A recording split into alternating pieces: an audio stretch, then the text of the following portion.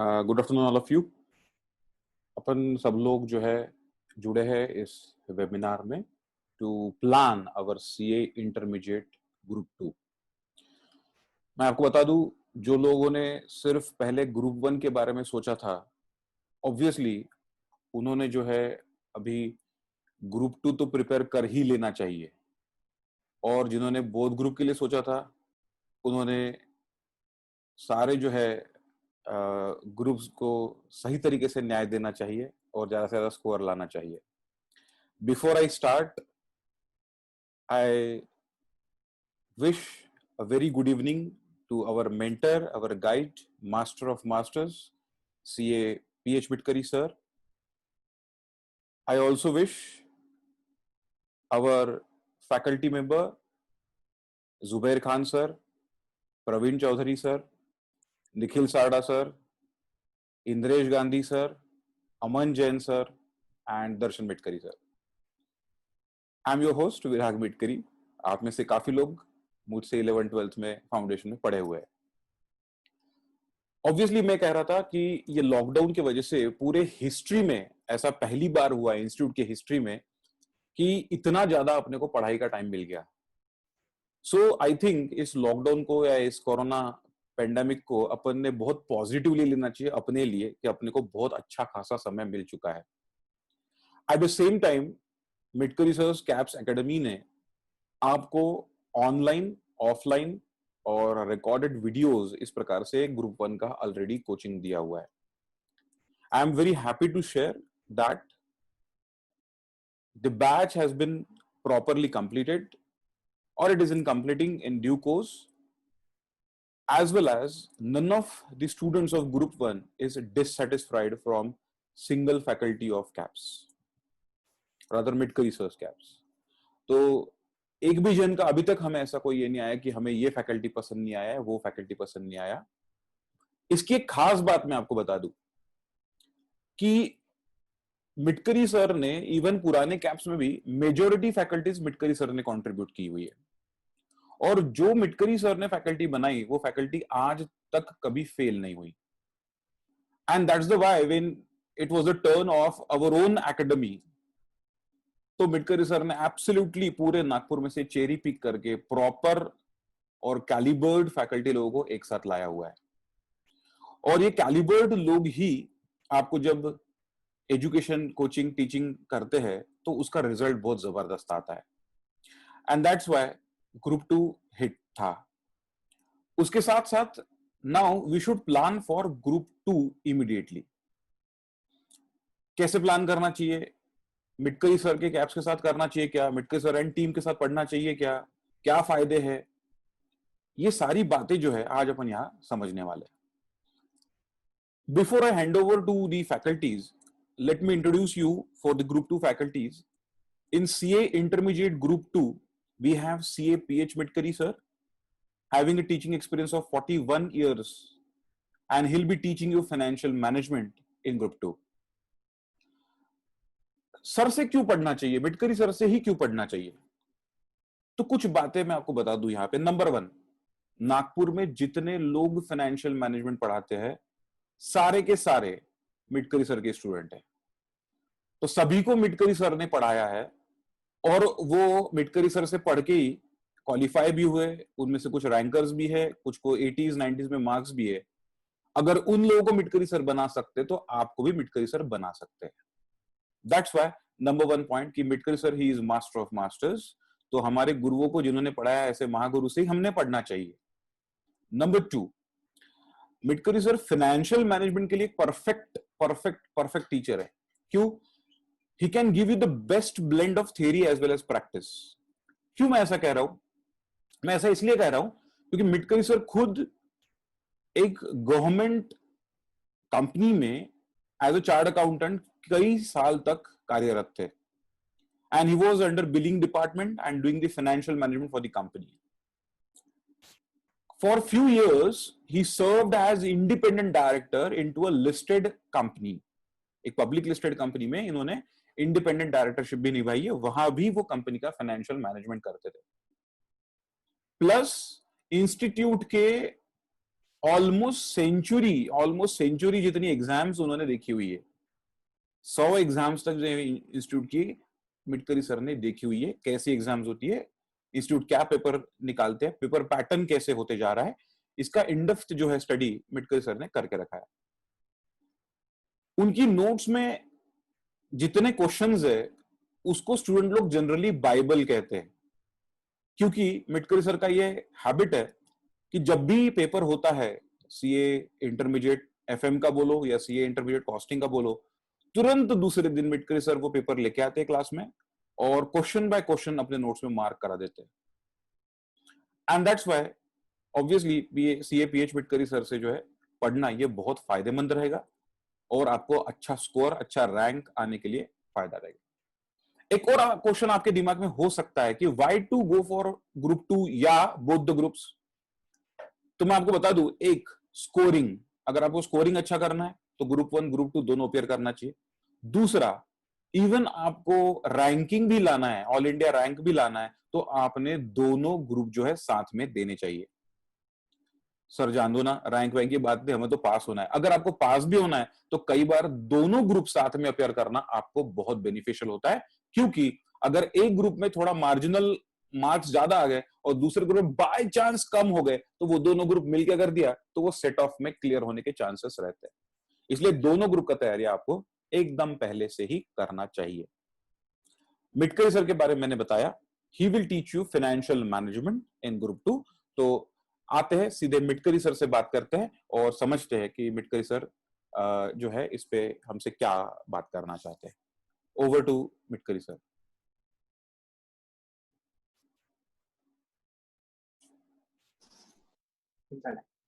Sir. Hello everybody. Hope you are all in good health and in good mood. जैसे विराग sir ने अभी बताया कि दोनों ग्रुप एक साथ देने के फायदे रहते हैं।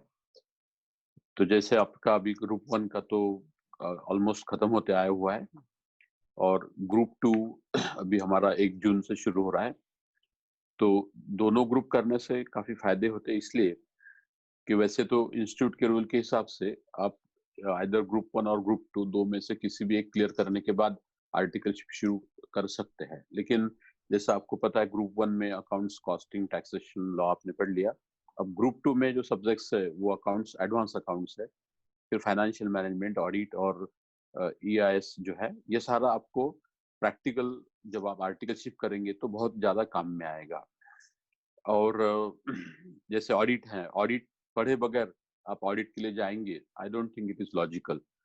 फिर ईआईएस जो है आपका, वो सारे सिस्टम्स ऑडिट वगैरह आप क्यों करेंगे? आजकल आपको पता है एवरीवेयर अकाउंटिंग इज कंप्यूटराइज्ड। सो जो रूटीन टाइप का जो ऑडिट, वाउच एंड पोस्ट वाला ऑडिट है, वो तो खत्म हो गया। तो आपको सिस्टम्स ऑडिट आना चाहिए, उसके लिए भी सिस्टम का अच्छा नॉलेज आपको मिलेगा यदि आप ईआईएस पढ़ लेने के बाद आप आर्टिकलशिप के लिए जाते हो। तो देन फाइनेंशियल मैनेजमेंट है, ये तो सबसे जबरदस्त सब्जेक्ट है। आपको पता होगा कि आजकल का जो most remunerative area of practice है, उसमें प्रोजेक्ट फाइनेंसिंग आता है, उसमें एफएम बहुत काम में आता है। फिर मर्जर एक्विजिशंस वगैरह जैसे चीजें हैं, उसमें भी फाइनेंशियल मैनेजमेंट और एडवांस अकाउंट मेरे हिसाब से ग्रुप 2 करने के बाद यदि आप आर्टिकलशिप में जाते हो, मतलब दोनों ग्रुप क्लियर करने के बाद जाते हो तो ज्यादा अच्छा है। नहीं, दोनों ग्रुप की पढ़ाई करके जाते हो तो ज्यादा अच्छा है। तो उसमें आपको बहुत ज्यादा as compare to other your जो पीयर्स रहेंगे, उससे ज्यादा बहुत ज्यादा नॉलेज भी रहेगा। और यदि आपका नॉलेज अच्छा है, आप अच्छे से परफॉर्म करते हैं, तो वो जो सीए के अंडर आप काम करोगे, वो भी आपको अच्छे अच्छे काम, अच्छे अच्छे जिम्मेदारी काम आपको देंगे और आपको अच्छी फॉर्म में भी काम करने का मौका मिलेगा। और आप अच्छे तरह से, आप जब सीए बनने के बाद भी आप अपने क्लाइंट्स को अच्छी तरह से सर्व कर सकते हैं, यदि ये सब चीजें आपने पढ़ी है तो। इसके बाद हमारे जो सेकेंड ग्रुप के जो फैकल्टीज है, ये इसमें तो किसी के बारे में कुछ बोलने की जरूरत ही नहीं है एक्चुअली। जैसे आप जुबैर खान सर है, वो सबसे हाईएस्ट क्वालिफाइड फैकल्टी है नागपुर में एडवांस अकाउंट पढ़ाने के लिए। तो उनके थ्रू यदि आप पढ़ेंगे तो आपको बहुत ज्यादा एडवांटेज रहेगा, प्रैक्टिकल लाइफ में भी रहेगा और प्रैक्टिस करने में भी रहेगा। फाइनेंशियल मैनेजमेंट में जो है क्योंकि मेरा ऐसा एक मानना है और इट्स ट्रू एक्चुअली कि फाइनेंशियल मैनेजमेंट में बहुत सारे चैप्टर ऐसे हैं, एक आधी थ्योरी चैप्टर है जो सोर्स ऑफ फाइनेंस वगैरह है या इंट्रोडक्शन है, बाकी सारे चैप्टर जो है वो बहुत प्रैक्टिकल है और उसमें सब में मैथमेटिकल कंसेप्ट बहुत ज्यादा इन्वॉल्व है। तो मुझे जो है I M BSc in mathematics और उसके बाद मैथ्स पढ़ाया भी है, अभी भी मैं इंटर फाउंडेशन लेवल पे भी मैथ्स पढ़ा रहा हूँ, उसके पहले भी बहुत सारे लेवल पे मैंने मैथ्स पढ़ाया है, तो मैथमेटिकल बैकग्राउंड बहुत ज्यादा साउंड है। तो वो बंदा जो है वो आपको आपके कंसेप्ट्स एकदम बॉटम तक के अच्छे से पढ़ा सकता है। आप मेरे पास स्टूडेंट्स को कांटेक्ट करके पूछ सकते हो कि कोई भी डिफिकल्टी यदि कोई पूछता है तो एकदम उसके रूट तक हम जा सकते हैं कि जब वो बोलेंगे कि नहीं अभी मेरे को परफेक्ट समझा। तो मैं कभी भी ऐसा नहीं करता कि ये ऐसा होता वैसा होता, ऐसा करना पड़ता वैसा करना पड़ता वाला नहीं। हर चीज का ये खाली फॉर्मूला लिखा तो फॉर्मूला कहाँ से आया ये भी आप जानना चाहते हो तो वहां तक के हम जाते हैं। तो इसका फायदा आपको होता है जब आप प्रैक्टिस में जाते हो, जब आर्टिकलशिप में और आगे सीए बनने का प्रैक्टिस में जाते हो तो उसमें प्रोजेक्ट फाइनेंसिंग में, मर्जर एक्विजिशन में इसमें बहुत ज्यादा आपको फायदा होता है। फाइनेंशियल मैनेजमेंट के चैप्टर जैसे कि कैपिटल स्ट्रक्चर है, कॉस्ट ऑफ कैपिटल है, फिर कैपिटल बजटिंग है, ये तो बहुत ही इंपॉर्टेंट है डे टू डे लाइफ के हिसाब से। And you can say that application जो एप्लीकेशन ओरिएंटेड सब्जेक्ट है ये बहुत ज्यादा अपनी प्रैक्टिस के लिए। तो इसके लिए आपको फाइनेंशियल मैनेजमेंट जो है वो अच्छे से पढ़ना चाहिए और बहुत ही डेप्थ में पढ़ना चाहिए। रही बात एग्जाम की, तो मेरा जो मटेरियल मैंने बनाया है उसमें सारे एग्जाम के प्रॉब्लम, पास्ट एग्जाम के प्रॉब्लम, लेटेस्ट एग्जाम तक के इंक्लूड है। और जो आपका जो नया स्टडी मॉड्यूल है आया हुआ है इंस्टीट्यूट का, उसमें के भी सारे प्रॉब्लम इंक्लूड है, इसलिए उसके बारे में आप चिंता मत करो। और हम इतना डेप्थ में पढ़ाते हैं कि आपको जो कोई भी प्रॉब्लम आए एग्जाम में, कोई प्रॉब्लम नहीं आता, you will be able to solve. क्योंकि ऐसा है कि भाई कोई भी नोट्स है तो if it is just a reflection, it is just a copy paste of study notes, तो इट डोंट हेल्प। क्या है कि लर्निंग इज अ प्रोसेस, उसको जस्ट स्टेप बाय स्टेप किस तरह से पढ़ सकते हैं उस तरह से नोट्स बनाने पड़ते हैं। तो इसलिए आप 1 to 1 ऐसा एक अक्षर टू अक्षर देखने से कोई मतलब नहीं है। आप हमारे कोई भी पास स्टूडेंट्स को कांटेक्ट करके देख सकते हैं कि भैया फाइनेंशियल मैनेजमेंट आपको समझा कि नहीं, जिसका एग्जाम हो चुका है उसको पूछिए कि उसको कोई एग्जाम में डिफिकल्टी आई कि हमारे नोट्स पढ़ने के बाद, तो दे विल टेल यू कि कोई भी डिफिकल्टी नहीं आई। और जैसा कि विराग ने बताया, मैंने भी बताया इसके पहले भी, और आपको क्लास में भी बताया था कि भाई जो भी एग्जाम होती है उसके नेक्स्ट डे में पेपर लेके आता हूँ और मैं बता देता हूँ कि उसमें से एग्जाम के कौन से क्वेश्चन कहाँ पे, सब कुछ मैं आपको बता देता हूँ। तो ये सारी चीजों के ध्यान में रखते हुए मैं सोचता हूँ कि भी हमारे यहाँ की जितनी फैकल्टी है वो सारे एकदम क्वालिफाइड है, और सारे के सारे सीए, ऐसा भी कोई फैकल्टी नहीं है कि जो अनक्वालिफाइड हो, जो सिर्फ फाउंडेशन फेल हो और सिर्फ फिर भी इंटर में पढ़ा रहे, ऐसे एक भी नहीं है। आप देख सकते हो कि सारे के सारे सब्जेक्ट जो है ग्रुप 2 के, उसके लिए एकदम क्वालिफाइड और एकदम एक्सपीरियंस लोग हैं। तो उसके हिसाब से, और जहाँ तक के ऑडिट के सर है इंद्रेश गांधी, वो भले ही नए आए हुए हैं बट आई एम श्योर कि उनका जो मैंने अभी तक के उनके जो लेक्चर्स देखे, उनका जो परफॉर्मेंस देखा है वो बहुत ही एक्सलेंट रहा है। मतलब even though he is new, मतलब ऐसा समझ लो कि उसको एक पहले साल में ही उनको 5 साल के एक्सपीरियंस से ही स्टार्टिंग विद दैट। तो इतना अच्छे से उनका सब्जेक्ट ग्रिप है। और एक एडेड एडवांटेज ऐसा है बीइंग अ न्यू फैकल्टी कि उन्होंने लेटेस्ट अभी हाल ही में सीए फाइनल क्लियर किया है, तो he has absolute knowledge of the subject. अब इंस्टीट्यूट का पैटर्न कैसा रहता है, इंस्टीट्यूट किस चीज से पूछते हैं, किस एंगल से पूछते हैं, और very updated knowledge he has in audit. और उनका जो डायलॉग डिलीवरी है और सब्जेक्ट डिलीवरी वो भी अच्छा है, तो इसलिए उनकी भी चिंता करने की आपको बात नहीं है। और निखिल साड़ा सर जो इकोनॉमिक्स पढ़ाएंगे, उनके बारे में तो बताने की जरूरत नहीं, आप उनसे पढ़े हुए हैं और उनसे आपने टैक्स भी पढ़ा होगा, तो उनके लिए भी कुछ मेरे को बोलने की जरूरत नहीं है। जुबेर सर खान के बारे में तो आप ग्रुप 1 में पढ़े होंगे, ग्रुप 2 में तो उनके पास ही पढ़ना चाहिए। और ग्रुप 2 में और ज्यादा प्रैक्टिकल सब्जेक्ट है, प्रैक्टिकल ओरिएंटेड है, इसलिए भी ज्यादा जरूरी है। अकाउंटिंग स्टैंडर्ड्स के वगैरह भी बहुत सारे रेफरेंस आपको आएंगे जब वो पढ़ाएंगे आपको, इसलिए वो भी फैकल्टी हमारी सबसे टॉप है। और हमारे अमन जैन सर है, कुछ स्टूडेंट का कहना है कि भैया उनके नोट शॉर्ट रहते हैं वगैरह, और ऐसा नहीं है भाई। देखो, यदि आप स्टडी मोड नोट्स का हर चीज देखना चाहते हैं तो फिर स्टडी नोट्स ही पढ़ो ना, फिर काय को पढ़ते नोट्स में से। स्टडी नोट्स तो है ही, उसको आप जब चाहे देख सकते हो। स्टडी नोट का वर्बैटिम वर्ड टू वर्ड यदि कॉपी यदि किसी बंदे ने किया है नोट्स में, तो then it is not good notes, ये कोई अच्छे नोट्स नहीं हो गए। क्या है कि आप कितना पढ़ते, वो थियरी सब्जेक्ट है, आप कितना पढ़ते, इससे ज्यादा इंपॉर्टेंट है आपको कितना समझता है, और उससे भी ज्यादा इंपॉर्टेंट है कि आप कितने फास्ट उसको रिवीजन कर सकते हैं, और आप कितने करेक्टली आप एग्जाम में लिख सकते हैं। तो उनका जो स्टाइल है उसमें आप नोट्स भले ही छोटे लिखते हो, लेकिन एग्जाम के हिसाब से दे आर परफेक्ट, रिवीजन के हिसाब से दे आर परफेक्ट। और जैसा कि उनका अभी तक का रिकॉर्ड रहा है, तो उनके जो स्टूडेंट्स है they are very much satisfied, और वो आपके हर क्लास में भी रिवीजन करा लेते बहुत ही शॉर्ट समय में। तो ये आप दिमाग से निकाल डालिए कि भैया अरे वो नोट्स पूरा कवर नहीं है, सब कुछ कवर है लेकिन शॉर्ट में, फिर बोलेंगे एकदम शॉर्ट है। अरे भैया एकदम शॉर्ट है तो पूरा मटेरियल छाप देंगे तो फिर वो नोट्स नहीं रहे ना। तो आपने तो ये समझना चाहिए कि भैया यदि नोट्स में और मटेरियल में कोई फर्क नहीं है तो फिर मटेरियल यूज करो, इसका मतलब फैकल्टी ने इसके ऊपर कुछ मेहनत ही नहीं की है, ऐसा मतलब होता है। तो बहुत सारी चीजें हैं। उसके बाद भी मैं ये नहीं बोलूंगा कि आप ब्लाइंडली ज्वाइन करो, हमारे यहाँ पे हर एक की वीडियो अवेलेबल है यूट्यूब पे, आप उसका जो है रिव्यू ले सकते हो, उसके बाद आप ज्वाइन कर सकते हो। ज्वाइन करने के बाद भी आप 6-7 दिन का अपन ये देते, फ्री डेमो देते हैं, उसके बाद आपको फीस भरनी है। तो ऐसा भी नहीं, क्योंकि we are very sure about our all faculties, इसलिए ऑफर हम दे रहे हैं। हम ये नहीं बोल पहले ज्वाइन कर लो ज्वाइन कर लो ज्वाइन कर लो, ऐसा हम कभी नहीं बोलते। हम बोलते पहले आओ, देखो, पढ़ो, 8 दिन पढ़ो, और उसके बाद आप डिसीजन लो। ऐसा हम कॉन्फिडेंस से बोल सकते हैं, इसलिए कि हम लोग हमारे खुद के बारे में कॉन्फिडेंट है, हमारे सारे फैकल्टी के बारे में कॉन्फिडेंट है। तो इसलिए, और आपको दूसरी इधर भी लगाना है तो भी मैं बोलूंगा कि पहले आप देखो और आपका अनुभव क्या है वो देखो, और आप पहले डेमो लेके देखो और बाद में ज्वाइन करो जहां भी ज्वाइन करना है। अभी जैसे कि अभी ये लॉकडाउन की वजह से ये नवंबर अटेम्प्ट भी शायद आगे थोड़ा पोस्टपोन होगा ही, तो उसके हिसाब से आपको टाइम भी काफी मिलेगा। और ग्रुप 1 जो है टोटल वॉल्यूम बहुत ज्यादा है, अब ग्रुप 2 जो है वो आपका ऑलमोस्ट 2 मंथ्स में खत्म हो जाता है, मतलब उसके हर सारे सब्जेक्ट में टाइम कम लगता है। तो आप यदि 2 महीने मैक्सिमम पकड़ लीजिए उसको, तो जून में हम शुरू करने वाले हैं, तो जून जुलाई, तो जून जुलाई 2 महीने में आपका पूरा कोर्स अच्छे से हो जाएगा बिल्कुल विदाउट एनी प्रॉब्लम। और उसके बाद रिवीजन के लिए आपको काफी टाइम मिलेगा। तो आप दोनों ग्रुप की तैयारी कर सकते हो। एक अक्सर मैनेजमेंट में कहावत है कि if you want to give work to a manager, give it to the busiest manager. तो जो आदमी बहुत ज्यादा बिजी रहता है वो और ज्यादा काम कर सकता है, ये मेरा भी अनुभव है। अब जिस दिन अपन खाली बैठे रहते हैं उस दिन कुछ भी काम करने का जान पे आता, जिस दिन ज्यादा काम करते हैं उसमें और एडिशनल काम है तो वो भी अपन कर सकते हैं।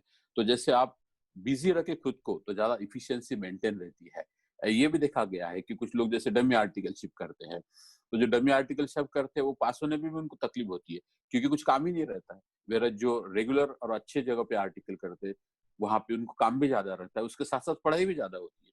सो the more you are busy, the more time you find to do your studies. तो इसके हिसाब से आप सोचिए कि हमको दोनों ग्रुप की पढ़ाई करनी है। अभी से पहला ग्रुप देना कि दूसरा, वो मत सोचो। You just start studying, start revising first group and also start studying second group. तो ये ज्यादा बेनिफिशियल रहेगा। विराग ने जैसे बताया सेट ऑफ का भी फायदा होता है, प्रैक्टिकल लाइफ में भी फायदा होता है। तो ये सब considering all this things, I wish कि आप हमारे डेमो ज्वाइन करेंगे, डेमो अटेंड करेंगे और क्लासेस ज्वाइन करेंगे, एंड आई एम श्योर कि you will be most benefited out of our teaching of all the faculties of second group. Thank you very much. Thank you Mitkari sir. Mitkari sir, और एक बात है, हम लोगों में से काफी स्टूडेंट लोग ऐसा सोचते हैं कि अकाउंट्स और कॉस्टिंग या अकाउंट्स और एफएम जो है प्रैक्टिकल देख ले और बाकी वीडियो क्लासेस देख ले। बड़े बड़े लोग हैं पूरे भारत भर के जो वीडियो क्लासेस हमको बताते हैं और वीडियो क्लासेस में हमको सुनाते हैं, पेन ड्राइव भी मिल जाते हैं। तो इस पे आप क्या प्रबोधन करेंगे मिटकरी सर, कि वीडियो इज बेटर और लाइव इज बेटर?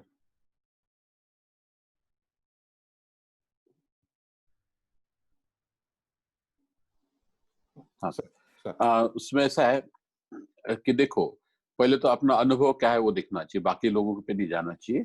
मेरे हिसाब से लाइव इज ऑलवेज बेटर। क्या होता है कि जैसे लाइव क्लास में जैसा अपना भी होता है, तो उसमें हम लोग लाइव जूम के थ्रू करने में थोड़ी दिक्कत आती है, इसलिए अपन वीडियो भेजते हैं। बट वीडियो मतलब हम लोग लेक्चर्स भेजते हैं, but we are constant in contact with you. आपको यदि सेकंड ग्रुप में चाहिए तो हम ऐसा भी कर सकते हैं कि रोज कॉन्टेक्ट प्रोग्राम रख सकते हैं, या उसके भी ज्यादा मैं आपको बोल सकता हूँ कि डाउट सेशन रखते हैं तो बहुत सारे लोग आते नहीं, क्योंकि बाद में करेंगे ऐसे प्रोक्रास्टिनेशन होते रहता है। उसके बजाय आप एक कर सकते हैं, आप जिस दिन हमने वीडियो भेजा उसी दिन उसको देखिए, और आपको जब भी डाउट आता है तो इमीडिएटली रिस्पेक्टिव फैकल्टी को आप फोन करके पूछ सकते हो, व्हाट्सएप भी पूछ सकते हो। तो अभी जब तक के लॉकडाउन है तब तक के तो फिजिकल क्लास तो होगा नहीं face to face, but live will be better. But live में ऐसा है कि वो कॉन्फ्रेंसिंग के जरिए करते हैं तो किसी के यहाँ वो प्रॉब्लम रहता है, लाइट का प्रॉब्लम, किसी के यहाँ पे वो लिंक का प्रॉब्लम, किसी के यहाँ नेटवर्क प्रॉब्लम, तो शब्द भी एक आध वाक्य भी सेंटेंस भी सुनने को ठीक से नहीं आया तो वो प्रॉब्लम आ जाता है। जिस तरीके से हम आपको वीडियो भेजते हैं उससे फायदा ये है कि आप जितने बार चाहिए उसमें रिपीट कर सकते हैं, कुछ समझा नहीं तो आप वीडियो स्टॉप करके फिर से you can go back and then again come. तो जब एक्चुअल ये जो लॉकडाउन खत्म हो जाएगा तो हम will switch over immediately to the face to face class, no doubt about it, and वो क्लास ही सबसे अच्छा है। बट अभी जो कोरोना वायरस का जो चल रहा है उसकी वजह से इट इज इम्पॉसिबल अगर under government regulations to have face to face class. तो live class are always better than video. दूसरी बात है कि प्रैक्टिकल सब्जेक्ट तो है लेकिन थ्योरी सब्जेक्ट के लिए सबसे प्रॉब्लम क्या रहता है कि बहुत सारे एंटरटेनिंग क्लासेस है। आप देखोगे कुछ कुछ पुणे के बहुत फेमस फैकल्टीज है, बड़ा अच्छा लगता है आपको, बड़ा अच्छा लगता सुनने में, लेकिन जब पूरी क्लास हो जाती है तो what is the takeaway? अपने को तो अरे अपने को तो कुछ भी नहीं पढ़ने पड़ा, मतलब जो एग्जाम में लिखना है वो क्या वो नहीं ध्यान में आता। तो एंटरटेनमेंट के लिए हम क्लास नहीं लगाते, ये पहले ध्यान रखना चाहिए। हमारा एंटरटेनमेंट के लिए यदि क्लास लगाते हो आप तो बहुत ज्यादा महंगा हो गया, इससे अच्छे अच्छे कलाकार अवेलेबल है बहुत सस्ते में एंटरटेनमेंट में। तो एंटरटेनमेंट के लिए कोई क्लास नहीं होना चाहिए, ये अपने ध्यान रखना चाहिए पहली बात। क्योंकि भाई एंटरटेनमेंट सुनना है, मान लो मेरे को किसी गाना सुनना है, ठीक है, तो मैं अरे गरे काय को सुनूंगा भैया?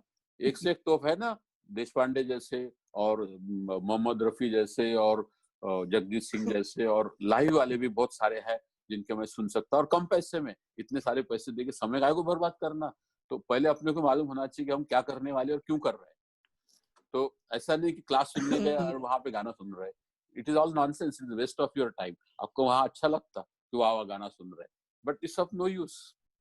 तो ये पहले ध्यान रखो कि इससे कोई फायदा नहीं होता। तो मेरे हिसाब से लाइव ही सबसे बेस्ट है, जिस तरह से पॉसिबल है अपन करेंगे। मैं आपको ये एश्योर करता हूँ कि हम लोग आपको वीडियो भी भेजते हैं तो लेटेस्ट वीडियो भेजेंगे, उसमें आपको डाउट है तो आप इमीडिएट कांटेक्ट कर सकते हो, व्हाट्सएप में हम अवेलेबल रहेंगे। सिर्फ जिस टाइम आपने फोन किया शायद उस टाइम हम लेक्चर में है, तो हम आपको जब हमारे को टाइम मिलेगा तो इमीडिएट हम विल कॉल बैक। और आप पूछ सकते हो, हमारे जितने भी स्टूडेंट है जब भी उन्होंने फोन किया है मैंने अटेंड किया हूँ, और उनकी से और बाकी फैकल्टी ने भी टाइम टू टाइम अटेंड किया, और जो पूछा है वो बताया, कोई प्रॉब्लम नहीं है उसमें। सर आगे पूछिए। Okay sir, thank you very much sir. दोस्तों नेक्स्ट जो है on cards we have Nikhil Sarda sir. और निखिल सारडा सर जो है आप पहले उनसे पढ़ चुके हो, वेरी फेमस, क्योंकि उनके एग्जाम्पल्स बहुत ही रोजमर्रा की जिंदगी से होते हैं और बहुत ही लाइव एग्जाम्पल के साथ ये पढ़ाते हैं। अब इकोनॉमिक्स फॉर फाइनेंस ये लगने में बहुत सिंपल सब्जेक्ट लगता है, लेकिन टेक्निकलिटी में जाओ तो ये काफी पेचीदा सब्जेक्ट है। इसमें सारी चीजें जो है बहुत प्रॉपर तरीके से समझ में आई तो अपन लिख सकते हैं, नहीं तो लिखने में बड़ी दिक्कत होने वाली है। इसलिए कुछ बातें सुनते हैं निखिल सारडा सर से, क्या उनका अप्रोच रहेगा regarding economics for finance. Over to Nikhil Sarda sir. Thank you Virag sir, thank you Mitkari sir. Hello everyone, आवाज आ रही है मेरी? Yes sir, clear. Sir well I welcome all my student friends. आप लोग ग्रुप 1 तो लगभग कंप्लीट होने पे आ ही गया है, और ग्रुप 2 स्टार्ट होने ही वाला 1 तारीख से 5 तारीख से डेट हमने तय किया है, जो कि कंप्लीट हो जाएगा अगस्त फर्स्ट वीक में, या हम बोल सकते हैं जुलाई एंड में कंप्लीट, जुलाई एंड या अगस्त फर्स्ट वीक में कंप्लीट हो जाएगा। रिसेंटली एक वेबिनार हुआ था बाय सीए इंस्टीट्यूट, उसके अंदर हमने ये देखा था कि एग्जाम, प्रेसिडेंट का साहब का कहना था कि शायद उनका कहना था कि शायद एग्जाम दिसंबर में होंगी, हम दिसंबर से लेट नहीं जाएंगे। That means they are already ready to prepare, ready to take exam approximately 1 month later. आपको ये चीज मालूम होनी चाहिए, दिवाली बहुत बड़ा फेस्टिवल है हमारे कंट्री के अंदर। दिवाली 14 नवंबर की है, 14 नवंबर की दिवाली फेस्टिवल को जनरली एग्जाम के बीच में नहीं लाया जाता है, जनरली उसके बाद ही एग्जाम होने के पूरे चांसेस है। दैट मींस आपका सिलेबस हम टाइम पे करा के दे रहे हैं, ऑलरेडी सिलेबस कंप्लीट कराने की बोथ ग्रुप्स ड्यू डेट थी 31 जुलाई, और सिलेबस भी टाइम पे हो रहा है, और पढ़ने के लिए 1 महीना एक्स्ट्रा मिल रहा है, यानी अगस्त सितंबर अक्टूबर नवंबर 4 महीना सेल्फ स्टडी के लिए मिल रहा है। तो इजीली आप लोग ये काम कर सकते हो। भले ही ग्रुप 1 का अगर थोड़ा बहुत आपका रह भी गया हो तो भी बेटा आप लोग, अगर बहुत ज्यादा रह गए तो फिर बात अलग है, यानी किसी किसी बच्चे का 50% ही सर बाकी है, तो फिर तो मैं कुछ नहीं बोलूंगा। लेकिन अगर आपका सिर्फ 20% ही बाकी है तो यू शुड ज्वाइन ग्रुप 2, क्योंकि उतना आप कवर कर लोगे, कोई बड़ी बात नहीं, 20-25% कवर हो जाए, ठीक है। अब दूसरा, मैं मेरे सब्जेक्ट के बारे में थोड़ा सा आपको बता देता हूँ। ये सब्जेक्ट सिर्फ इकोनॉमिक्स नहीं है, ये सब्जेक्ट इकोनॉमिक्स फॉर फाइनेंस है। फाइनेंशियल मैनेजमेंट से रिलेटेड इकोनॉमिक्स की जितनी जरूरत पड़ती है उसके बारे में ये सब्जेक्ट है। रिसेंटली बेटा मैंने एक वीडियो रिलीज किया यूट्यूब के ऊपर, मेरे चैनल पे सीए निखिल सारडा, आप उसको सब्सक्राइब भी कीजिए और उस वीडियो को एक बार देखना। जो मैं पढ़ाता हूँ क्लास के अंदर, कैसे वही चीजों ने जो ही चीजों को गवर्नमेंट ने रिसेंटली जो इकोनॉमिक पैकेज अनाउंस किया है उसके अंदर कवर किया। अब मैं ये नहीं बोल रहा कि मैं पढ़ा था इसलिए गवर्नमेंट ने मेरे से सीखा, वो इकोनॉमिक्स की चीजें हैं जो प्रैक्टिकली यूज में आती है, और वही इकोनॉमिक्स पूरा आप लोगों के सिलेबस में है।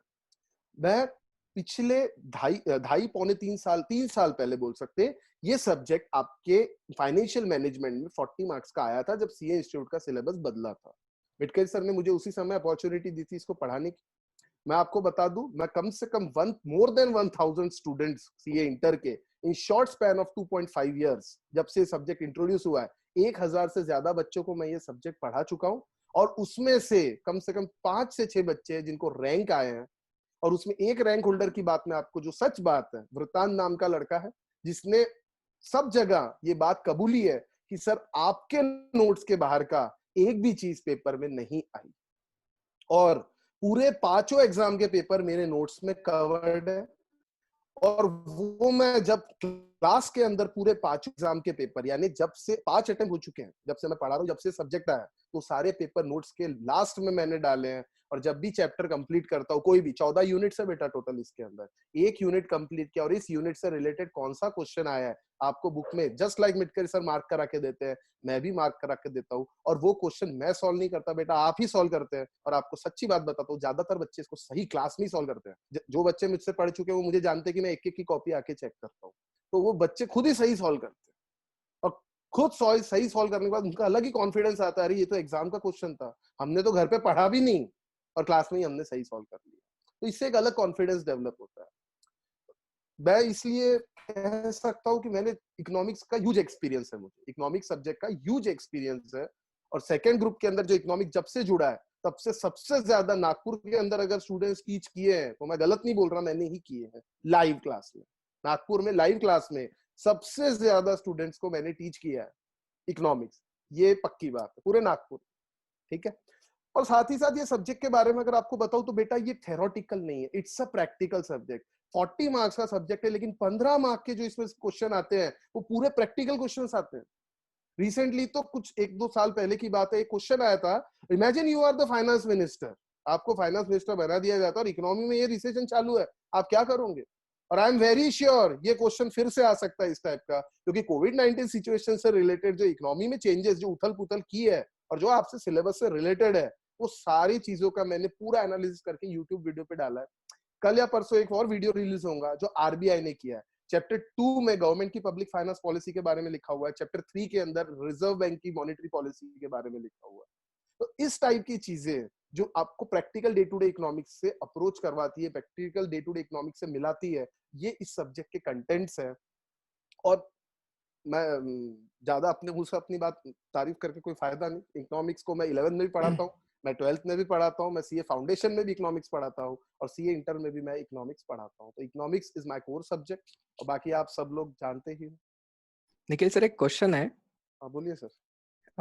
काफी स्टूडेंट्स बोलते हैं, जैसे मुझे स्टूडेंट से पता चलता है, पास स्टूडेंट से, कि अभी ये इंटरमीडिएट में जो इकोनॉमिक्स आया है उसमें काफी कॉम्प्लिकेटेड ग्राफ्स वगैरह है। जैसे आपने फाउंडेशन पे भी इकोनॉमिक्स पढ़ाते हैं, इलेवेंथ पे भी पढ़ाते हैं, तो उसमें ज्यादा ग्राफ्स वगैरह नहीं रहते हैं, बट ऐसा बोला जाता है कि इंटरमीडिएट लेवल पे काफी कॉम्प्लिकेटेड ग्राफ्स वगैरह भी निकालने को लिए आते हैं, तो सच बात है क्या सर? एकदम झूठ बात है सर, आज तक एग्जाम में ग्राफ निकालने का क्वेश्चन नहीं आया। अरे ग्राफ अभी तक 5 अटेम्प्ट में ग्राफ निकालने का क्वेश्चन इंस्टीट्यूट ने नहीं पूछा। तो कई लोग ऐसा मतलब गुमराह करते हैं कि मेरा ग्राफ निकालना बहुत अच्छा है बोर्ड पे, मेरी ड्राइंग बहुत अच्छी है। बेटा आपको बता दूं, ड्राइंग के मार्क्स बचपन में मिलते थे स्टैंडर्ड 5th तक, और वो भी उसमें जुड़ते नहीं थे टोटल मार्क्स में, ठीक है। तो यहाँ पे ड्राइंग के मार्क्स नहीं दे रही इंस्टीट्यूट आपके कंसेप्ट के मार्क्स दे रही है। आपसे जो कुछ, जैसे मैंने अभी बताया, imagine you are the finance minister, इस टाइप के क्वेश्चंस एग्जाम में आते हैं दोस्तों। तो आपका प्रैक्टिकल नॉलेज होना चाहिए, ग्राफ रिलेटेड क्वेश्चन, क्योंकि क्वेश्चन 2 और 3 मार्क के आते हैं सर। 2 और 3 मार्क में इंस्टीट्यूट सिर्फ थ्योरी पूछती है, ग्राफ ड्रॉ करना इतना 2 मार्क में पॉसिबल ही नहीं है पूछना, जिस टाइप के क्वेश्चंस इंस्टीट्यूट पूछती। तो अभी तक तो नहीं आया, आगे का पता नहीं, लेकिन उसके बाद भी ईच एंड एवरी ग्राफ को मैं खुद क्लास में ड्रॉ करता हूँ और साथ ही साथ एक एक पॉइंट उसका समझाता हूँ। भले ही ग्राफ सेकंड चैप्टर के, सॉरी फर्स्ट चैप्टर के सेकंड यूनिट में थोड़े कॉम्प्लिकेटेड ग्राफ्स है, नो डाउट, लेकिन उसका सिर्फ एनालिसिस आता है एग्जाम में, उसको ड्रॉ करना आज तक नहीं पूछा इंस्टीट्यूट ने, और आगे भी पेपर पैटर्न जिस हिसाब का है, चांसेस तो निग्लिजिबल है sir. Anything else sir? Sir any ऐसा भी है कि हाँ सर बोलिए। आप वर्ड ये नहीं बनाते, आप क्या कहते हैं, word to word time table नहीं बना के देते, ऐसा क्यों सर? नहीं सर, टाइम टेबल कभी फिक्स बैठ ही नहीं सकता सर। अगर मैं किसी बच्चे को टाइम टेबल डिजाइन करके दूं, आप सर सोच के देखिए, पहली बात, एक सिंगल मास्टर प्लान पूरे वर्ल्ड पे अप्लाई हो सकता है क्या? वैसे ही एक सिंगल टाइम टेबल क्या 300 स्टूडेंट्स पे थोप सकते हैं क्या? सर किसी को रात को पढ़ने की आदत रहती, किसी को सुबह पढ़ने की आदत रहती, किसी को 9 बजे ब्रेकफास्ट चाहिए, किसी को 12 बजे खाना खाना है, किसी को 2 बजे खाना है, किसी को 4 बजे ब्रेक चाहिए, किसी को दोपहर में सोना ही पड़ता है। तो सर एक टाइम टेबल बनाना इम्पॉसिबल है। मैं तो क्लास में बच्चों को बोलता हूँ, ये टाइम टेबल बना के देना सिर्फ एक मार्केटिंग स्ट्रेटेजी है आपको बेवकूफ बनाने की, इसके अलावा इससे ज्यादा वो कुछ भी नहीं है। लेकिन अब बच्चे समझ जाए तो अच्छी बात है, नहीं समझे तो अच्छी बात है, अपन क्या कर सकते हैं सर। लेकिन टाइम टेबल बना के स्टूडेंट को खुद का टाइम टेबल बनाना चाहिए। मैं ये नहीं कहता टाइम टेबल नहीं बनाना चाहिए बेटा, स्टूडेंट को खुद का टाइम टेबल बनाना चाहिए। हाँ okay, thank you sir, thank you so much. दोस्तों एक और बात अभी समझते हैं अपन। मिटकरी सर, निखिल सर, इनके बाद नंबर लगता है एडवांस अकाउंट्स का जुबैर खान सर। दोस्तों जरा ध्यान दीजिएगा, सर सीए है, ग्रेजुएशन भी करके रखे है, और उसके बाद सर ने आईसीएआई से इंड एएस करके रखा हुआ है। आईसीएआई का इंड एएस का सर्टिफिकेशन सर ने किया है। उसके साथ साथ यूके का आईएफआरएस का सर्टिफिकेशन, जो एसीसी का सर्टिफिकेशन है, वो भी सर का हो चुका है। तो I think sir has the highest qualification as far as accountancy is concerned in entire Nagpur, या I would say entire central India।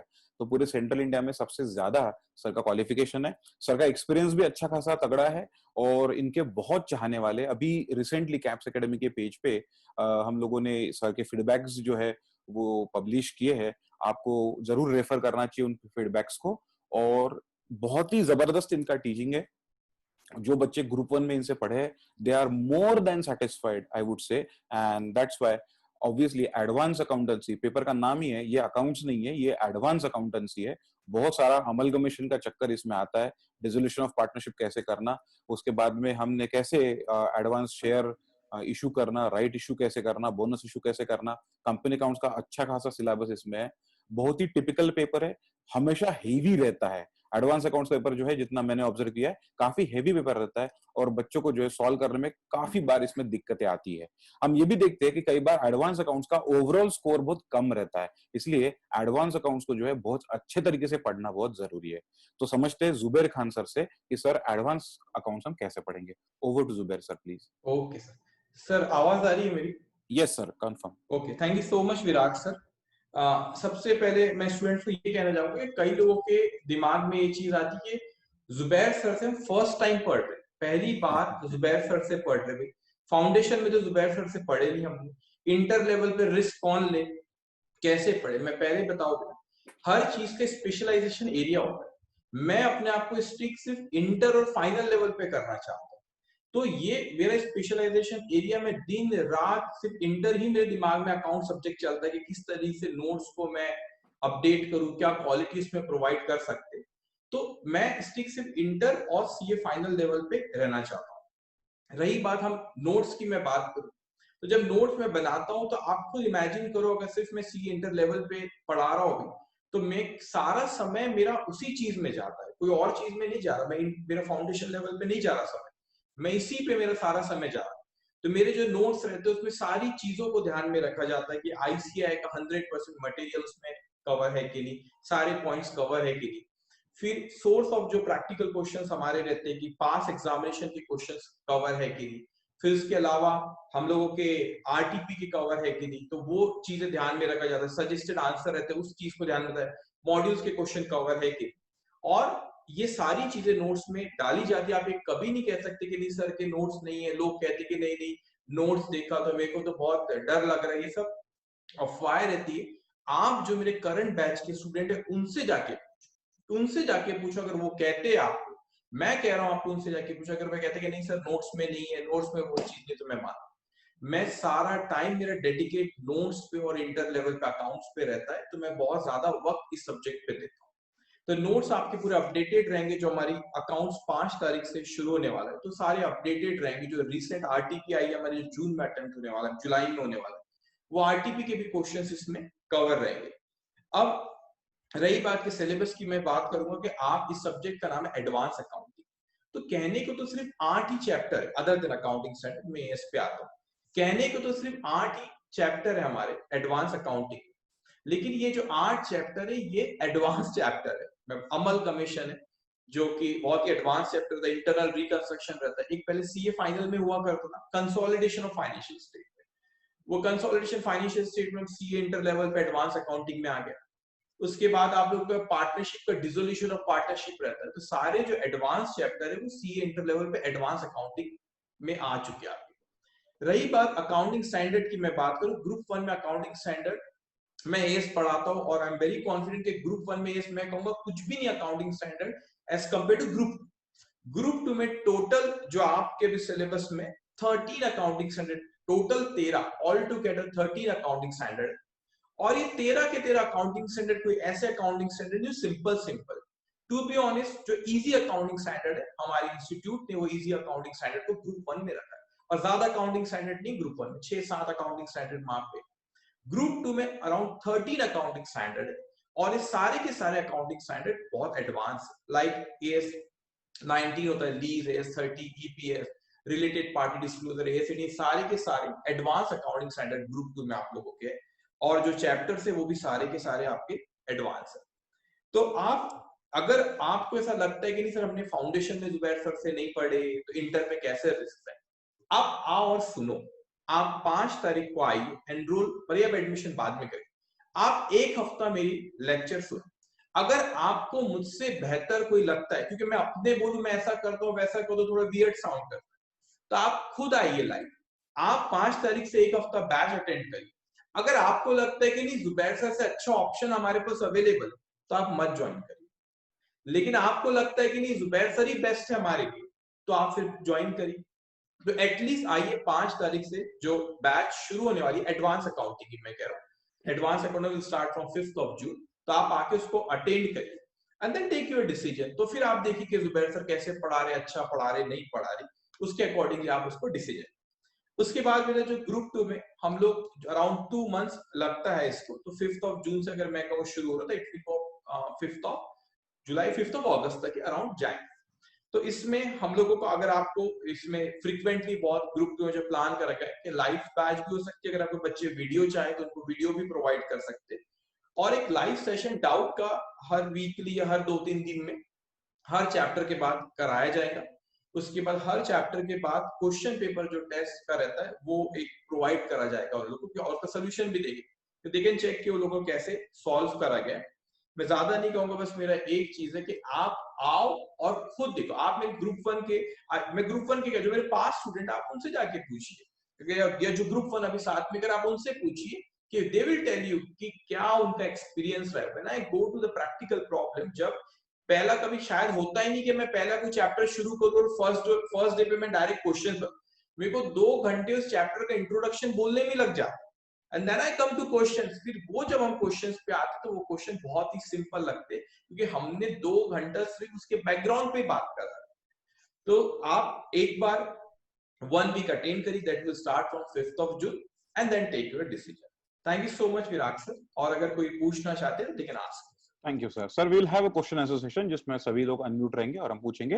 हालांकि रंजीत को कुछ क्वेश्चन इमीडिएटली पूछना है, I will give chance to Ranjit, but before that Zubair sir मुझे बताइए कि जैसे हमें अकाउंट्स के डाउट पूछने में कभी कभी थोड़ा सा संकोच होता है क्योंकि टीचर काफी अच्छे से डांट देता है हमको अकाउंट्स के डाउट पूछते समय कि बताया तो था आपको, समझते तो थे नहीं आप, बीइंग स्टूडेंट आपने ऐसा करना चाहिए वैसा करना चाहिए। तो सर आपका अप्रोच थोड़ा सा ऐसा नहीं रहेगा ना, इसका अश्योरेंस हम स्टूडेंट्स को चाहिए। सर आप मेरे करंट बैच के स्टूडेंट से पूछिए, आप जो हमारी पेज पे सोशल मीडिया पेज पे शेयर करे फीडबैक, आप उनसे पूछिए। कभी भी एक बच्चा अगर बोल दे कि जुबैर सर से हम पूछते और जुबैर सर ने एरोगेंटली हमको कुछ रिप्लाई दिया या जवाब नहीं दिया हमको, तो आप वो हर वक्त जवाब दिया जाता है सर कि, और सबसे इंपॉर्टेंट होता है कि मैं समझता हूँ ऐसा, टीचर को आपको स्टूडेंट के लेवल पे समझना पड़ता है उसका माइंडसेट क्या चल रहा है। अगर मेरे को सब कुछ आता है, मैं अज्यूम करूं मेरे को आता है, दैट डजंट मीन ना स्टूडेंट को सब कुछ आता है। तो उसके माइंडसेट पे जाना पड़ता है। और आप कोई भी करंट बैच के स्टूडेंट से पूछिए, ऐसा कभी नहीं हुआ कि आज तक उन्होंने डाउट पूछे में सर मैंने रिप्लाई किया। और मैं बताऊं, अगर जब मेरा सेशन शुरू हुआ तो 2 घंटे की जो क्लास रहती, शायद ही मैं 2 घंटे में से अपना आधा घंटा मैं इसमें बर्बाद नहीं करूंगा कि तुमने ये नहीं पढ़े, तुमने वो नहीं करे। 2 घंटा पढ़ाऊंगा और सब्जेक्ट पे ही बात करूंगा। तो if there any doubt they can ask me, और बैच बराबर टाइम पे कंप्लीट होगी और 2 घंटा पूरे के पूरे डेडिकेट मैं सिर्फ और सिर्फ टीचिंग पे करूंगा। Thank you so much. Thank you sir. दोस्तों मैं आपको ये भी बता दूं कि जुबैर सर का जो है नोट्स भी मैंने देखा है, बहुत ही पिक्टोरियल फॉर्म में, चार्ट फॉर्म में और बहुत ही सरल तरीके से नोट्स बना हुआ है। ब्यूटीफुल नोट्स है, मैं आपको बोल दूं। और ये नोट्स पढ़ने में बड़ा मजा आता है। एक कॉपी तो मैंने भी लेके रखी है, तो मैं भी पढ़ूं करके कभी क्या इंटर का सिलेबस है और कैसे सर पढ़ाते हैं। जुबैर सर कुछ ऐड करना चाहती है? सर एक और चीज देखिए, कैसा होता है कि आप मतलब आप, अगर मैं एक बार फिर से कहूंगा, ना फ्रीक्वेंटली अभी कुछ कोविड-19 की वजह से मैं नहीं जा पा रहा हूँ, लेकिन बहुत मुश्किल होता है कि जब आप ऑडियंस को एड्रेस करते हो तो ऑडियंस जैसे बहुत डिफिकल्ट होता है, कहते हैं कि आप साउथ के ऑडियंस को एड्रेस करना। Right. The student can trust me, sir. The Kerala state, I go there, I get a very positive response from there. तो आप वहाँ के फीडबैक जैसे यहाँ पे, मैं इनफैक्ट मैं कहूँगा इससे ज्यादा बेहतर वहाँ के फीडबैक रहते हैं। तो स्टूडेंट कैन ट्रस्ट मी, आप भरोसा कर सकते हैं, आप आइए। और वहाँ पे भी ऑडियंस अलग होता है, क्राउड अलग होता है, वहाँ पे टीचिंग करने के चैलेंजेस अलग होते हैं। तो वहां पे भी बहुत पॉजिटिव रिस्पॉन्स है। यहाँ के जो फीडबैक है उससे बेहतर फीडबैक वहां के आते हैं। तो मैं बस यही कहना चाहूंगा कि सर आप आइए, स्टूडेंट आए, and then they take their own decisions. Right. Darshan sir कुछ जुबैर ऐड सर करना एक चाहते बात जानना चाहते हैं sir, Sure, accounting sir. Standards आप ही पढ़ाते हो ना अकाउंट्स में? ऐसा हाँ नहीं सर, है कि दूसरे और कोई पढ़ाएंगे तो फिर वो सर सर उसका application अकाउंटिंग वगैरह? Standard, sorry sir, accounting standard बहुत टेक्निकल चीज है और मैं ही, I love to teach accounting standard. ये बहुत टेक्निकल होता है और ग्रुप 2 में और टेक्निकल है। ग्रुप 2 में डबल, अगर ग्रुप 1 में 7-8 अकाउंटिंग स्टैंडर्ड है, ग्रुप 2 में 13 अकाउंटिंग स्टैंडर्ड, ऑलमोस्ट डबल। और वो 13 के 13 पूरे एडवांस अकाउंट, पूरे एडवांस एएस, वो बहुत टेक्निकल है। और अकाउंटिंग स्टैंडर्ड मैं ही पढ़ाऊंगा और I really love to teach. And accounting standard बहुत टेक्निकल है, उसमें मेरे लिए भी चैलेंजेस होते हैं और मेरे को पढ़ाने में भी मजा। यानी सर रिस्पेक्टिव टॉपिक में जहाँ जहाँ उसका रेफरेंस आ रहा है वहाँ पे आप तुरंत उसको कोरिलेट करके देंगे सर, क्योंकि आप खुद पढ़ा रहे हो तो ऑन रियल टाइम बेसिस आप उसको कोरिलेट कर दोगे सर? Yes sir, definitely. अब मैं आपको एग्जांपल देता हूँ।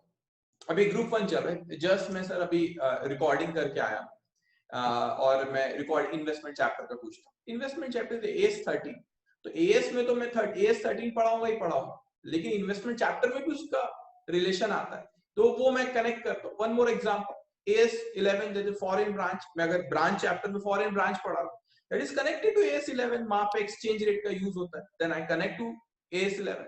तो इसके साथ साथ मैं जब अकाउंटिंग स्टैंडर्ड पढ़ाता हूँ, उसके साथ साथ I connect with the, even though syllabus में नहीं है, बट स्टूडेंट शुड नो कि I connect to the international financial reporting standard as well, कि इंटरनेशनल अकाउंटिंग स्टैंडर्ड क्या कहता है उसके बारे में, हमारा इंडियस क्या कहता है उसके बारे में। तो स्टूडेंट वो भी एक्स्ट्रा नॉलेज उसके साथ लेते।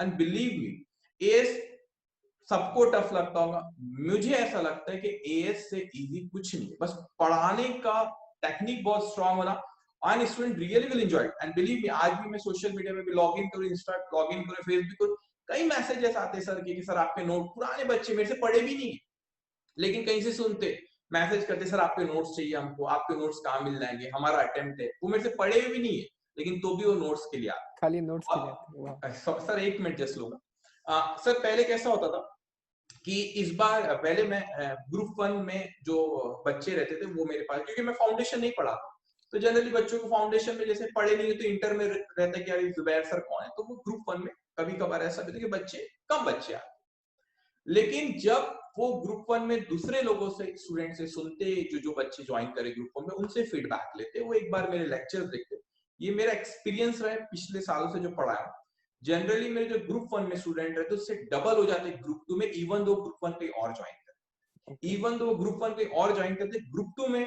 ज्वाइन करने मेरे पास आते, देन दे रियलाइज कि हमने ग्रुप 1 में गलती करी, ग्रुप 2 में गलती नहीं करना चाहिए। Thank you. Aptly said sir, aptly said.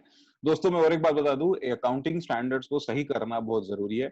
CA final में अच्छा खासा क्वांटम अकाउंटिंग स्टैंडर्ड पूछा जाता है, और इवन आपके प्रैक्टिकल लाइफ में, स्टूडेंट लाइफ में भी इसका बहुत बड़ा रोल प्ले होता है। आप मुझे बोलोगे मैं भी सीए फाइनल एग्जाम्शन ला पाया बिकॉज ऑफ अकाउंटिंग स्टैंडर्ड्स, कि प्रॉब्लम इतने धोखा देते हैं कभी कभी कि प्रॉब्लम सही है गलत है को पता नहीं चलता, लेकिन अकाउंटिंग स्टैंडर्ड अगर सही तरीके से आपको पता है तो you can hit the case study. कई बार वो 35-40 मार्क तक के case study based question CA final पे पूछे जाते हैं और वो आप हिट कर सकते हो। दूसरा, मेरे लाइफ में भी अकाउंटिंग स्टैंडर्ड का एक बहुत बड़ा कमाल है। गुजरात में एक ऑल इंडिया कॉन्फ्रेंस हुई थी स्टूडेंट की, तो उसमें मैंने पेपर दिया था, वो था अकाउंटिंग स्टैंडर्ड पे, इंपेयरमेंट ऑफ असेट्स पे, और क्योंकि उस पे होल्ड अच्छा खासा था, मुझे जो है बेस्ट पेपर प्रेजेंटर अवार्ड भी उस कॉन्फ्रेंस में मिला हुआ है। तो मैं ये नहीं कह रहा हूँ कि ये आपने करना है, बट पॉइंट इज कि अगर अकाउंटिंग स्टैंडर्ड को आपने सही तरीके से समझ लिए तो ऑब्वियसली आपको बहुत लेवल पे जो है उसका फायदा होता है। अकाउंटिंग स्टैंडर्ड कोई फ्लो चार्ट से सिर्फ पढ़ने वाली चीज नहीं है, इसको प्रैक्टिकल बेस पढ़ना बहुत जरूरी है। Will move ahead, we'll move ahead to next faculty. Acha, before I go on next faculty guys, let me tell you this thing that FM eco and advanced accounts combo जो है, ये combo भी बना हुआ है, it is just for 21,000 और उस पे GST लगेगा.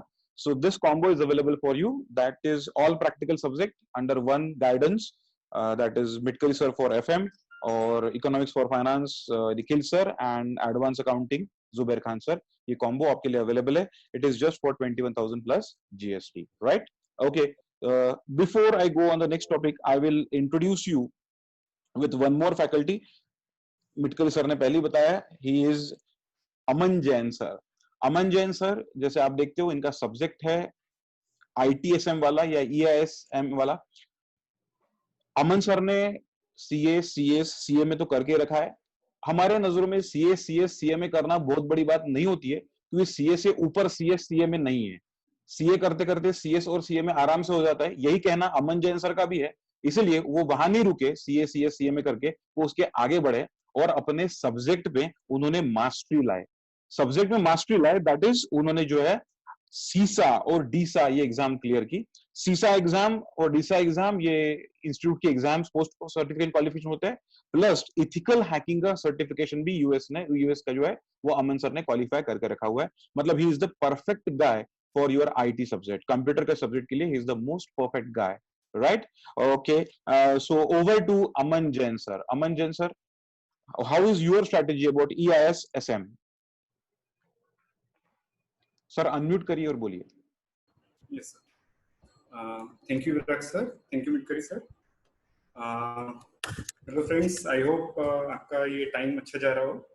एंड जैसा कि हमारे सीनियर फैकल्टीज ने ऑलरेडी आपको बताया है कि how you have to prepare for exams and how you have to plan for group 1 and group 2, तो मैं बाकी चीज पे नहीं जाते हुए अपने सब्जेक्ट पर आता हूँ।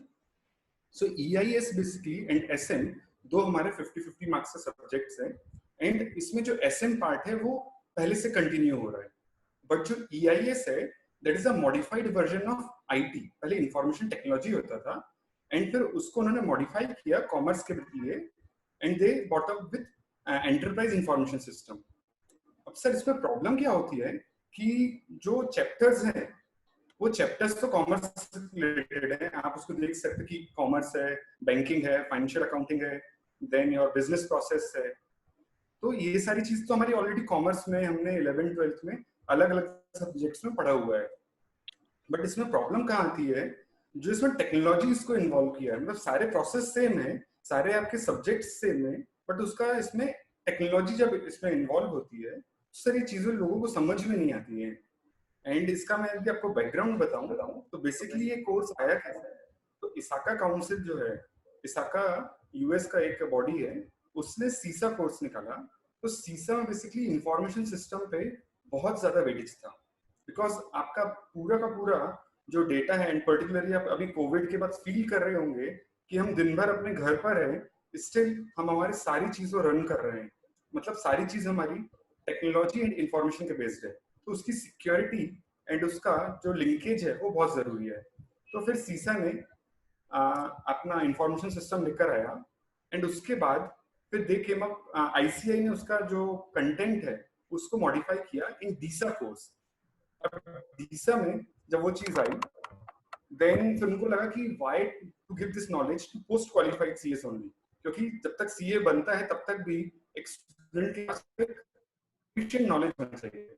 तो उन्होंने सीए फाइनल में इसका स्टेप लाए, एंड उसके बाद उन्होंने उसी को मॉडिफाई करके, जब इसका अभी सीए फाइनल से अलग कर रहे हैं, तो उन्होंने उसको सीए इंटर में एक ईआईएस करके लेकर आए। So this was the background कि ईआईएस आया कैसे। अब सर हमारा जो इसमें स्टाइल रहता है, हम क्या करते हैं, इसमें जो 5 चैप्टर्स हैं, तो 5 चैप्टर्स को हम आपस में लिंक करते हैं। तो हमारे पास एक स्टोरी रहती है, means we start with story कि क्या चीज कहाँ पर हमने पढ़ी, अब इसको पिछले चैप्टर से लिंक कैसे करें। सपोज आप यदि कोर बैंकिंग पढ़ रहे हैं, तो कोर बैंकिंग में यदि आपका कोई ट्रांजेक्शन हो रहा है तो ई कॉमर्स में कैसे था, और उसकी जो रिकॉर्डिंग है वो अकाउंटिंग स्टेटमेंट या फाइनेंशियल अकाउंटिंग स्टेटमेंट में कैसे होगी, एंड उसका फिर जो आपको इन्फॉर्मेशन मिल रही है तो आपका इन्फॉर्मेशन सिस्टम में उसका यूज क्या है। This is how we link everything. Sir इसमें एक बहुत जो इंपॉर्टेंट पॉइंट आता है इंफॉर्मेशन सिस्टम एंड उसके सिक्योरिटी से रिलेटेड एंड कंट्रोल्स। तो ये सारी चीजें हमारी भी हम बुक्स में देखेंगे तो उसमें बहुत हैप्पीजार्ड वे में दी गए, कहीं से कुछ स्टार्ट हो रहा है, कहीं कुछ एंड हो रहा है, एंड ये टेक्निकल लैंग्वेज रहता है। जब हम सेल्फ स्टडी करते हैं तो students are not able to connect कि सर हम जो पढ़ रहे हैं वो हो क्या रहा है। तो उसके लिए फिर जो हमने सीसा एंड डीसा किया था, तो उसका जो कंटेंट है, उसका कंटेंट को हम बेस बनाकर एक उसका एक फ्रेमवर्क बनाते हैं, एंड उस फ्रेमवर्क में फिर स्टूडेंट्स को हम लेकर जाते हैं, एक सिंपल स्टोरी बनाते हैं, एक लाइव केस स्टडी बनाते हैं कि कैसे बच्चे वो पढ़ सकते हैं। सो देन थर्ड थिंग, जैसे अभी मिटकरी सर ने बताया एंड जुबेर सर ने भी कहा कि काफी ज्यादा मार्केट में रूमर्स आ रहे हैं नोट्स के बारे में। मतलब I wonder if first time ऐसा हो रहा है कि नोट्स है कि नोट्स समराइज्ड है। तो उसके लिए सर सिंपल है, जैसे हम रेस्टोरेंट जाते हैं या कहीं पर भी जाते हैं फाइन डाइनिंग के लिए, तो हमारे सामने प्लेटर आता है, एंड वो प्लेटर फाइनली गार्निश्ड रहता है। मतलब वी नेवर गेट कि जो भी उसमें पील ऑफ किया है, जो भी उसने हाइव ऑफ किया वेस्ट मटेरियल, वो हमको डेकोरेट करके वो नहीं देते, जबकि वो तो रॉ मटेरियल पूरा लेकर आते हैं, एंड वी पे फॉर दैट फाइनल प्रोडक्ट। तो यदि वही चीज में जो इंस्टीट्यूट का मॉड्यूल है कुछ 1000 पेज का है, 1000 पेज का मॉड्यूल यदि मैं वर्बेटियम आपको दे दूं, तो why will go for minute. तो आपको नोट्स बोलने नहीं चाहिए, उसको आपको मॉड्यूल बोलना चाहिए, एंड मॉड्यूल इंस्टीट्यूट ने काफी अच्छा दिया है, कलरफुल भी दिया है। तो फिर नोट्स का फायदा क्या रहेगा? नोट्स का फायदा ये रहता है कि उसमें से जो चेरी पिक करना है चीजें, एंड बिलीव मी इसमें सर कोई भी टॉपिक स्किप नहीं हुआ है। अपन ने सिर्फ क्या कट शॉर्ट किया है, सपोज एक कंसेप्ट है, उसको उन्होंने 50 पेज 40 पेज किया है, तो उसको अपन ने इसको 20-25 पेज में जो उसका रेलेवेंट पार्ट है वो लिया है, and apart from that relevant part हमने उसमें कुछ चीज ऐड भी की है। जैसे बहुत सारे कंसेप्ट ऐसे हैं जो उसमें इनकम्प्लीट है, तो उन कंसेप्ट को उल्टा हमने कंप्लीट किया है। तो if you will compare my notes with module, तो आपको लगेगा कि कंसेप्ट सारे हैं, और फिर आप उसको जब इंडिविजुअल कंसेप्ट्स को देखोगे तो उसमें मॉड्यूल से ज्यादा चीज आपको मिलेंगी। इसमें सर हमने इन्फोग्राफिक्स भी लिया है, because infographics are good for remembering. Sir हमारे नोट्स में मोर देन 500 एमसीक्यूज हैं, इसमें सारे डिस्क्रिप्टिव टाइप क्वेश्चंस भी हैं, आपके आरटीपी के पुराने जो एग्जाम क्वेश्चंस है उसके जो मॉक टेस्ट पेपर्स आते हैं, हर अटेम्प्ट में 2 मॉक टेस्ट आते हैं, उन सब के इसमें क्वेश्चंस ऑलरेडी कवर किए गए हैं। एंड सर अभी जैसे लास्ट जो अटेम्प्ट आया था, तो उस अटेम्प्ट के बाद हमने पेपर लेकर दिखाया जो पूरा 70 मार्क्स का क्वेश्चन है। मतलब पीपल आर सेइंग, एक दो लोगों ने शायद में किसी ने कहा कि नोट्स इनकम्प्लीट है, तो पूरा 70 मार्क्स का क्वेश्चन, 70 मार्क्स का सब्जेक्टिव होता है, 70 मार्क्स का question in fact word by word अपने बुक से आया है, नोट्स से आया है। तो वी कैन नॉट से कि नोट्स इनकम्प्लीट है। एंड सर एक चीज और वो तो मार्केटिंग स्टंट है बोलने के लिए कि नोट्स इनकम्प्लीट है। आई डेफिनेटली अंडरस्टैंड कि नोट्स का ऐसा कोई रोल नहीं है, बिकॉज एक फैकल्टी जब कोई बैच अनाउंस करता है और आप जैसा फैकल्टी जो पिछले 6 साल से पढ़ा रहा है, तो डेफिनेटली वो अपना नोट्स कमजोर कैसे रखेगा। तो that's all right sir, कोई दिक्कत तो नहीं है. Would you like to add anything else, Aman sir? Yes, एक चीज और सर, जो मार्केट में अभी चल रहा है कि जो EIS होता है ना, EIS एंड SM, ये कोर्स टाइम पे खत्म नहीं होता लोगों का. मतलब लास्ट के जो वीक रहता है वो 8 घंटे 7 घंटे continuous back to back class रहती है. अच्छा, वो आखिरी का जो जैसे लास्ट टाइम हुआ था कि कुछ फैकल्टीज ने SM स्टार्ट किया था एंड उस टाइम हमारा EIS SM दोनों खत्म हो रहा था. तो सर जितने भी आप अपना ट्रैक निकालेंगे तो जो ड्यू डेट रहती है उसके 2 या 3 दिन पहले हम कोर्स को कंफर्टेबली कवर करते हैं. हमने कभी भी कोई बैचेस ऐसे नहीं कि 2 घंटे की जगह 1.5 घंटा ले लिया. प्रॉपर टाइमिंग लेते हैं, सारी चीज कवर करते हैं और वी मेक श्योर कि शुरू का 15 मिनट और आखिरी के 10 मिनट हम रिवीजन को डेफिनेटली देते हैं. एंड बच्चों को कोई भी प्रॉब्लम होती है तो हम उनका जो डाउट सेशन है, we emphasise very much on doubt session, क्योंकि ये चीज ऐसी है कि बच्चों को डाउट आना स्वाभाविक है because it's something technical. Right, okay, yes Darshan sir. Sir इसमें रिजल्ट कैसा आता है ES SM के सब्जेक्ट्स में? मैंने सुना है कि काफी रिजल्ट वाइज, यानी अगर ग्रुप 2 में फेल होने वाले लोग हैं तो वो ES SM और ऑडिट में ही होते, बाकी being practical subject financial management and advance accounting उसमें तो कवर हो जाता है. और इसमें कंटेंट्स बहुत बार ऐसा होता है, इवन मुझे भी तकलीफ गई थी तब कि कंटेंट्स बहुत सिमिलर लगते हैं हर एक क्वेश्चन के. ऐसा लगता है सब जगह एक ही आंसर लिखे कि क्या करके. तो आप उस पे कैसे आप फोकस करेंगे? सर एक्चुअली में सर होता क्या है, ये सब्जेक्ट जैसे अभी अपना अकाउंट्स एंड फाइनेंशियल मैनेजमेंट बताया, तो 11th 12th फाउंडेशन में हमको उसके बेसिक्स मिल जाते थे एंड कॉमर्स बैकग्राउंड होने के कारण हमको वो चीजें थोड़ा समझ में आती हैं एंड हमारे फैकल्टीज फिर उसको बहुत एडवांस लेवल पे ले जाते हैं. बट सर जब ऑडिट और EIS की हम बात करते हैं तो ये चीज ऐसी जो उनको फर्स्ट टाइम फेस करनी पड़ रही है. एंड इसका एक्सपोर्ट मतलब बाकी सब्जेक्ट्स आपके साथ करते करते सीखते जाते हैं. इसका आपको जो प्रैक्टिकल एक्सपोजर मिलता है वो जब आर्टिकलशिप या CA बन जाते हैं उसके बाद मिलता है. तो सर उसके लिए जैसे मैं बच्चों को क्वेश्चनायर्स दिखाता हूँ. हमारे पास बैंक्स के जो ऑडिट करते हैं या अलग कंपनीज के हम सिस्टम ऑडिट्स करते हैं, तो उनके जो पूरे क्वेश्चनायर्स उनका फॉर्मेट रहता है वो हम क्लास में लेके जाते हैं कि आप ये कंसेप्ट पढ़ रहे हो तो ये कंसेप्ट जैसा दिख रहा है एक्चुअल में ऐसा होता नहीं. तो उसको रियल लाइफ में जब आप सिस्टम ऑडिट्स करते हैं तो सिस्टम ऑडिट में क्वेश्चन कैसा पूछा जाता है, उसको आपको रिप्लाई कैसे करना है, ओपिनियन कैसे फॉर्म करना है, तो हम लाइव क्लास में जब बताते हैं तो जो आपने बोला ना कि कंसेप्ट लिंक नहीं हो पाता है, वो लिंक हो जाता है. एंड रिवीजन जो रहता है, कंटिन्यूस रिवीजन, उससे सर मार्क्स अच्छे आते हैं. एंड ये तो एकदम सही बात है सर कि आप कोई भी पास्ट स्टूडेंट्स का रिजल्ट देखिए जो रैंक होल्डर्स हैं, तो they have scored least marks in this EIS SM and audit. Sir but आप लास्ट बैच का भी निकालेंगे एंड अपने कैप्स के स्टूडेंट्स का निकालेंगे तो जो अपने पढ़ाए हुए स्टूडेंट्स हैं उसमें जैसे 12 students appeared for their exam, उसमें से 6 students scored more than 60 exemption. मतलब 50% 60% एग्जाम्पशन लेकर आए. Oh, that's a wonderful news. Subjects में मोर देन 60 मार्क्स लेके आए वो आपसे पढ़े हुए स्टूडेंट. जी sir. Okay, awesome, great. Awesome, great.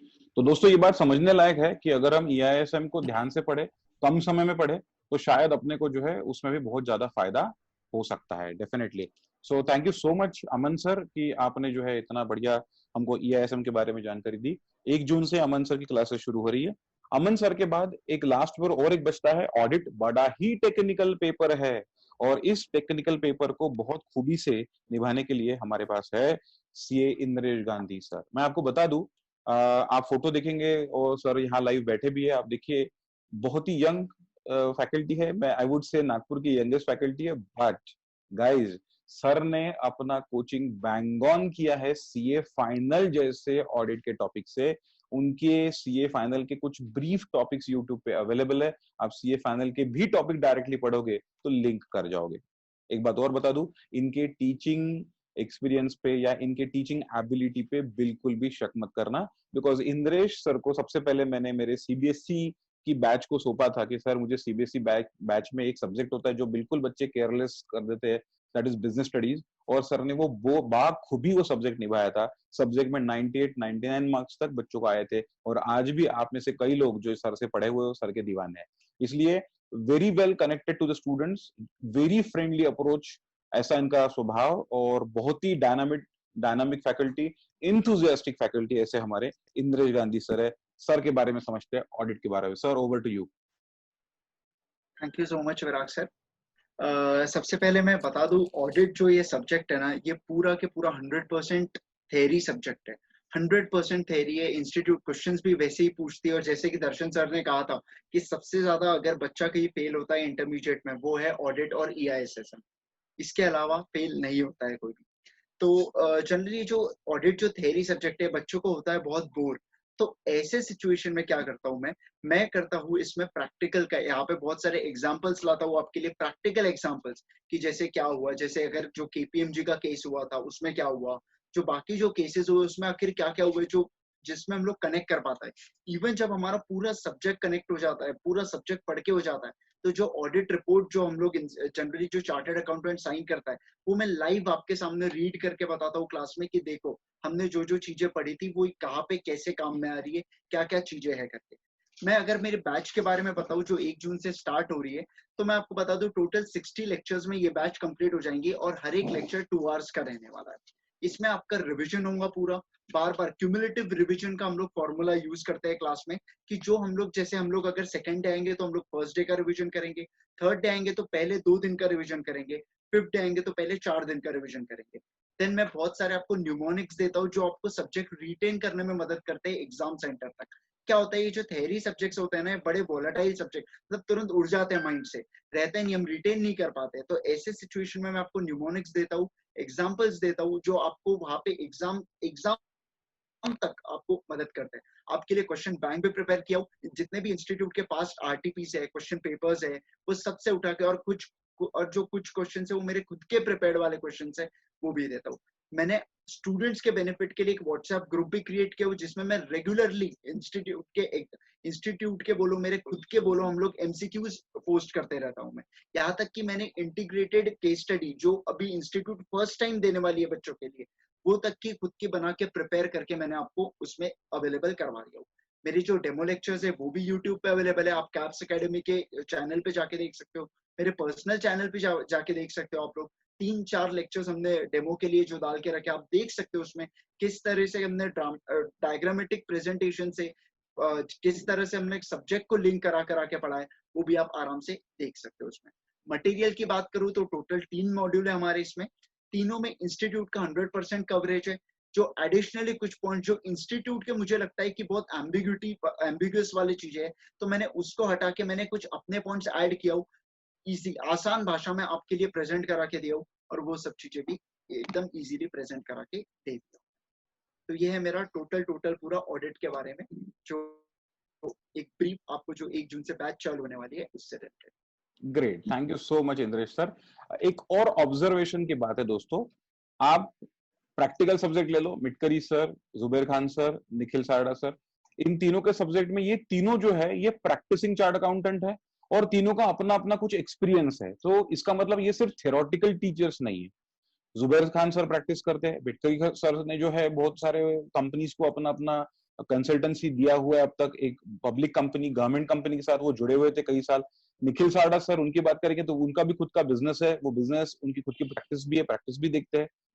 Theory subject के भी ऊपर आ जाओ, अमन जैन सर, उनका भी खुद का प्रैक्टिस है CA का। इंद्रेश गांधी सर, इनका भी खुद का प्रैक्टिस है, पिछले 3-4 साल से ये अपने प्रैक्टिस में जुड़े हुए, जब से आर्टिकलशिप में थे। इसका मतलब ये सारे के सारे फैकल्टीज में एक बहुत बड़ी खूबी है, एक बहुत बड़ा पॉइंट है कि इनका theory as well as practical दोनों का ओरिएंटेशन आपको मिलेगा। सिर्फ बुकिश नॉलेज पे आप पेंडिंग नहीं रहोगे कि मुझे ये आता है और मुझे वो आता है और मैं इतना बता सकता हूँ, ये बात अलग है। और इंडस्ट्री में 1-to-1 चीजों को कोरिलेट करके देना, अपने अपने सब्जेक्ट में 1-to-1 चीजों को कोरिलेट करके देना, ये अपने आप में बहुत बड़ी बात है और ये आपके लिए बहुत जरूरी है क्योंकि ये समझ में बहुत जल्दी से आती है। और एक कॉम्बो मैं आपको दिखा दूं, that we have a fantastic combo. Aman Jain sir ने और इंद्रेश गांधी सर ने जो है EISM और ऑडिट का एक कॉम्बो बना के दिया है और कॉम्बो जो है वो सिर्फ 15,000 प्लस GST में आपके लिए अवेलेबल है। This combo, theory combo, is available for 15,000 plus GST. So guys, take full benefit of all this, right? Okay, Darshan sir, any closing comment you want to pass? Yes sir. Sir, not a comment. I'm having question to Indresh sir. Okay. Sir काफी students अभी dilemma में है कि group 1 की पढ़ाई कर लेते हैं, ग्रुप 1 ही लेते हैं एंड सेकंड ग्रुप ज्वाइन नहीं करते, and being your subject is audit and they may start articleship if they clear group 1 only. तो क्योंकि इंस्टीट्यूट का ऐसा रेगुलेशन है कि कोई भी एक ग्रुप क्लियर हो गया तो दे कैन स्टार्ट आर्टिकलशिप। आप सर प्रैक्टिसिंग चार्ट अकाउंटेंट भी है, आपके पास भी आर्टिकल्स होंगे, तो आपके सर क्या अनुभव है कि without studying audit subject articleship start करना सही बात रहेगा क्या, या उसका प्रैक्टिकल मुझे सर ये एप्लीकेशन कैसे बिल्कुल रहेगा? मतलब ठीक नहीं लगा। मतलब ऐसा है कि अगर आप कोई चीज थ्योरी में पढ़ के आते हो और जब आप उसका इम्प्लीमेंटेशन देखते हो तो आपको लगता है कि नहीं भाई जो हमने पढ़ा था वो एकदम बहुत प्रॉपर वे में पढ़ा था।